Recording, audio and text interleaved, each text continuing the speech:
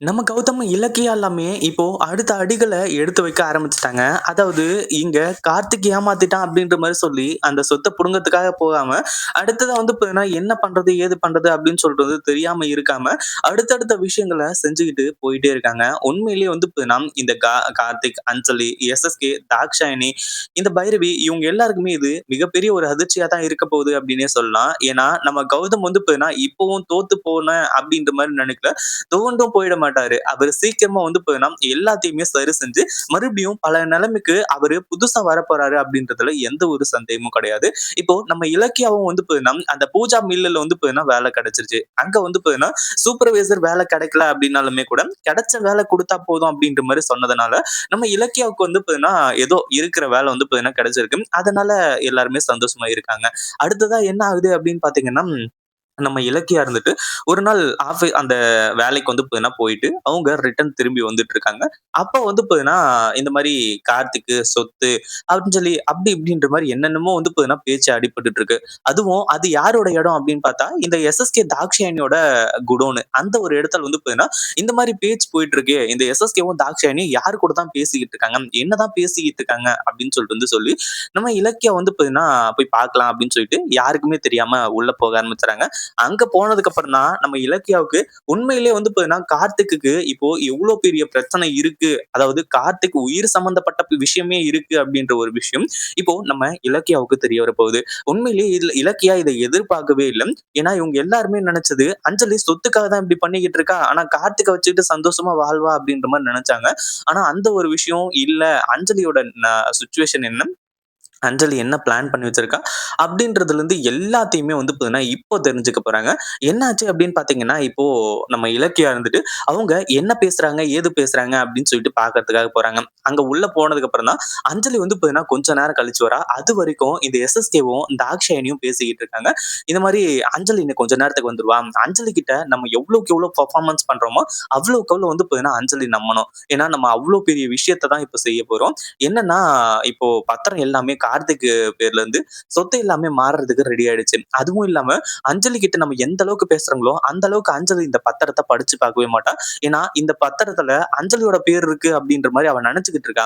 அவள இந்த பத்திரத்த படிக்க விடாமயே கொண்டு போய் கார்த்திக் கிட்ட குடுத்து சைன் வாங்க வைக்கணும். அப்பதான் வந்து பார்த்தீங்கன்னா, கார்த்திக் பேர்ல இருக்கக்கூடிய சொத்து எல்லாமே நம்ம பேருக்கு முழுசா மாறும். இல்ல அப்படின்னா, கண்டிப்பா அது பிரச்சனை தான். அதுவும் இல்லாம இந்த சொத்து எல்லாமே மாறுனதுக்கு அப்புறமா அஞ்சலி கேட்பாளே, அப்ப என்னங்க பண்றது அப்படின்னு சொல்லிட்டு எஸ்எஸ்கே கிட்ட கேட்கும்போது, இந்த அஞ்சலி எல்லாம் ஒரு ஆளா? ஏற்கனவே கௌதம் இலக்கியாவையே அதாவது நமக்கு எதிரா இருந்த அவங்களையே நம்ம எதிரியே வந்து பார்த்தீங்கன்னா அழிச்சு ஒரு மூலையில கொண்டு போய் உட்கார வச்சுட்டோம். அப்படி இருக்கும்போது கார்த்திக்லாம் நமக்கு ஒரு பெரிய மேட்டரும் கிடையாது.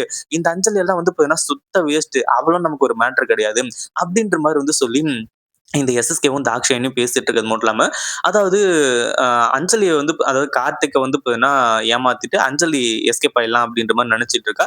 இப்போ அஞ்சலிய ஏமாத்திட்டு நம்ம வந்து பார்த்தீங்கன்னா மொத்த சொத்தையும் சுருட்டிட்டு நம்ம வந்து பார்த்தீங்கன்னா செட்டில் ஆயிடலாம் அப்படின்ற மாரி வந்து யோசிக்க ஆரம்பிச்சுட்டாங்க. அடுத்தது அஞ்சலியோட கார் வந்தாச்சு. அஞ்சலி இறங்கி அப்படியே நடந்து வரா. அஞ்சலிய பார்த்த உடனே நம்ம இலக்கியாவுக்கு பயங்கரமான அதிர்ச்சி. இவங்களோட பிளான் எல்லாத்தையுமே வந்து பார்த்தீங்கன்னா இலக்கியா தெரிஞ்சுக்க போறாங்க. அஞ்சலி உள்ள வந்த உடனே எஸ்எஸ்கேப்பா என்ன எல்லாமே ரெடியா? நான் வந்து பார்த்தீங்கன்னா, இன்னும் கொஞ்ச நாள் வெயிட் பண்ணலாம். வெயிட் பண்ணி கார்த்திக் பேர்ல இருந்து நம்ம வந்து பார்த்தீங்கன்னா, லீகலாவே அதாவது கார்த்திக்கயே சைன் போட வச்சு, அதுக்கப்புறம் வந்து பார்த்தீங்கன்னா, என்னோட பேருக்கு எல்லாத்தையுமே நான் மாத்திக்கலாம் அப்படின்ற மாரி நெனச்சேன். ஆனா கார்த்திக் ரொம்ப தப்பு பண்ணிட்டு இருக்கான். ஆ அப்படின்ற மாரி வந்து சொல்லி, எஸ்எஸ்கே கிட்ட எல்லாத்தையுமே சொல்றாங்க. இந்த மாரி பைரவி கூட சேர்ந்துக்கிட்டு, என்ன அந்த வீட்ட விட்டு தொரத்துருவான் போல. நான் அந்த வீட்ட விட்டு போயிட்டேன் அப்படின்னா, அப்புறம் நம்ம நெனச்சது எதுவுமே நடக்காது. அதனால வேலையா வந்து பார்த்தீங்கன்னா, நம்ம இந்த ஒரு விஷயத்த செய்யணும் அப்படின்ற மாரி வந்து சொல்லி, இப்போ இந்த எஸ்எஸ்கே தாக்ஷாயணி கிட்ட சொல்லிட்டு இருக்காங்க. அம்மா அஞ்சலி நான் உனக்கு ஒரு நல்லது நடக்குது அப்படின்னா நான் எவ்வளவு பெரிய விஷயத்தையும் செய்யறதுக்கு தயாரா இருக்கேன். அதுவும் இல்லாம இந்த சொத்தை எல்லாத்தையுமே உன் பேருக்கு மாத்துறதுக்கு இது பாரு பத்திரத்தையும் நான் ரெடி பண்ணிட்டேன். இதுக்கப்புறம் இந்த பத்திரத்துல கார்த்திக் சைன் போட்டா போதும். அதுக்கப்புறம் வந்து பாத்தீங்கன்னா என்ன நடக்கணும் ஏது நடக்கணும்னு இருக்கோ அது எல்லாமே தானாவே நடந்துரும். அதுல எந்த ஒரு சந்தேகமும் கிடையாது. எந்த ஒரு கஷ்டமும் படாத நீ. எல்லாமே கரெக்டா நடக்க போகுது. அதுல எந்த ஒரு சந்தேகமும் இல்ல அப்படின்ற மாரி சொல்றாங்க. ஒரு பக்கம் வந்து பாத்தீங்கன்னா இப்போ நம்ம இவங்களுக்கு அதாவது யாருக்கு அப்படின்னு பார்த்தீங்கன்னா, நம்ம கௌதமுக்கும், இலக்கியாவுக்கும் இது மிகப்பெரிய அதிர்ச்சியாவே இருந்தாலுமே கூட, அதாவது இலக்கியா அது எல்லாத்தையுமே கேட்டுருக்காங்க இல்லையா? அங்க நடக்கிறது எல்லாத்தையுமே வீடியோவும் எடுத்துட்டு இருக்காங்க. அப்பதான் வந்து பார்த்தீங்கன்னா, இந்த அஞ்சலி கிட்ட இன்னொரு ஒரு விஷயத்த கேட்கறாங்க. அதுவும் அஞ்சலி சொல்லக்கூடிய பதில் மிகப்பெரிய ஒரு அதிர்ச்சியா இருக்க போகுது. இந்த மாரி சொத்து எல்லாத்தையுமே கார்த்திக் பேர்லயே வந்து பார்த்தீங்கன்னா இருந்திருக்கலாமே! அது எல்லாமே கார்த்திக் பேர்லயே இருந்தா, அதுக்கப்புறம் நீ கார்த்திக் கூட சந்தோஷமா வாழ்ந்திருக்கலாம்ல அப்படின்ற மாரி சொல்லும்போது, இந்த சொத்து எல்லாத்தையுமே நான் என் பேருக்கு மாத்தணும் அப்படின்ற மாரி நெனைக்கிறதுக்கு ஒரு முக்கியமான ரீசன் இருக்கு. அத சொன்னா எங்க வந்து பார்த்தீங்கன்னா, என்ன நீங்க திட்டுவீங்களோ, இல்ல அடிப்பீங்களோ, இல்ல இந்த சொத்து எல்லாத்தையுமே என் பேருக்கு மாத்த விடாம போயிடுவீங்களோ அப்படின்னு சொல்லிட்டு எனக்கு பயமா இருக்கே அப்படின்ற மாரி வந்து சொல்லும்போது, இந்த எஸ்எஸ்கேவும், தாக்ஷாயணியும் சொல்றாங்க. "அஞ்சலி எதுவா இருந்தாலும் ஓப்பனா சொல்லு. நீ என்ன நெனச்சுட்டு இருக்கன்னு நான் சொல்லட்டுமா? உன்னோட மனசுல என்ன இருக்குன்ட்டு. கார்த்திக் பேர்ல இருக்கக்கூடிய எல்லா சொத்தையுமே நீ எழுதி வாங்கிட்டு, கார்த்திக்க வந்து பார்த்தீங்கன்னா தொரத்திட்டு, நீ மட்டுமே அந்த சொத்துக்கு அதிபதியா இருக்கலான்னு பார்க்குற. அதுதானே உண்மை?" அப்படின்ற மாரி வந்து கேட்கும்போது, அஞ்சலி வந்து பார்த்தீங்கன்னா கொஞ்ச நேரம் அப்படியே மூஞ்ச சுளிச்சுக்கிட்டு, "அப்படியெல்லாம் இல்ல" அப்படின்ற மாரியே வந்து நின்னுட்டு இருக்கா. கடைசில, "எப்படிப்பா இவ்ளோ கரெக்ட்டா சொன்னீங்க? அதுதான் வந்து பார்த்தீங்கன்னா நான் நெனச்சுட்டு இருக்கேன்.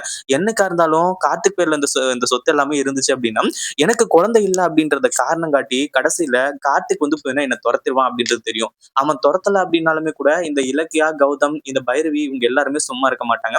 என்ன வந்து பார்த்தீங்கன்னா தொரத்துறதுக்கு அவங்க என்ன வேணாலும் பிளான் பண்ணலாம். அதனால கார்த்திக் எனக்கு தேவையே கிடையாது. கார்த்திக் என்னைக்கா இருந்தாலும் எனக்கு பிரச்சனை தான். அதனால மொத்த சொத்தையுமே வந்து பார்த்தீங்கன்னா என் பேருக்கு மாத்திட்டு, நான் கார்த்திக்க அடிச்சு விரட்டிடலான்னு தான் இருக்கேன் அப்படின்ற மாரி வந்து சொல்றாங்க. இத கேட்டதும் நம்ம இலக்கியாவுக்கு இன்னும் பயங்கரமான அதிர்ச்சி. ஏன்னா கொஞ்ச நேரத்துல நம்ம இலக்கியா நெனச்சாங்க, இந்த மாரி எல்லாமே வந்து பார்த்தீங்கன்னா, அஞ்சலி நல்லவளா மாறிட்டா போல. நம்ம விஷயத்துல தான் தப்பா இருக்கா. அவ இப்போ வந்து பார்த்தீங்கன்னா, கரெக்ட்டா தான் இருக்கா அப்படின்ற மாரி நெனச்சாங்க.